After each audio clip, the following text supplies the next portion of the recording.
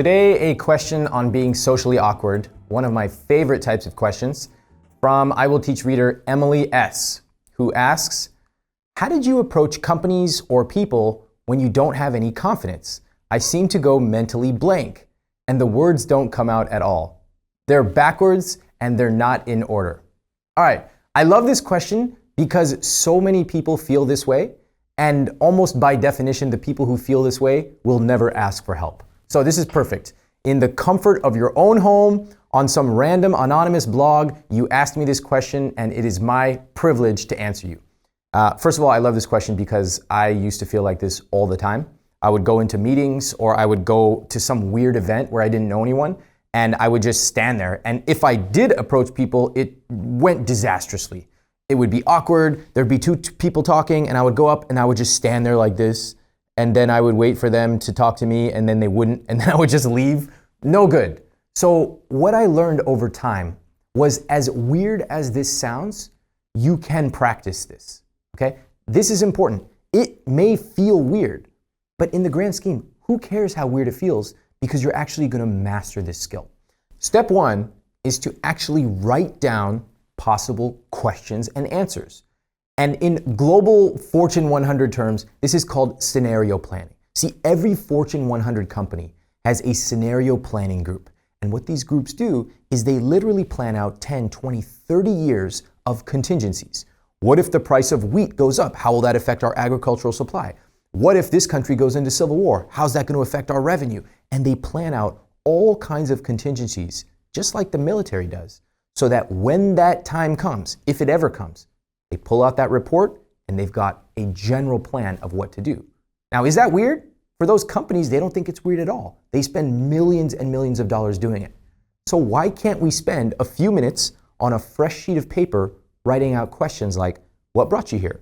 How do you know Mike? Oh, so are you interested in working out? Whatever. And then as you ask these questions, you'll learn that, for example, those first two questions were good. That last one was really weird and is going to elicit awkward responses. Now, is it weird to script out a conversation? Yeah, it's kind of weird. And you're a weirdo if you're watching this video. So let's just accept that. However, I think it's weird to never plan anything, continue being socially awkward for your whole life, and never get to grow past that plateau. So when I first started, I would absolutely script out, what if they say this? What am I going to say? What if they don't say anything? How am I going to handle that? What if there are two people? Blah, blah, blah, blah. And I would script it all out. So that's step one. Scripting out possible questions and answers, really in a scenario planning type of way.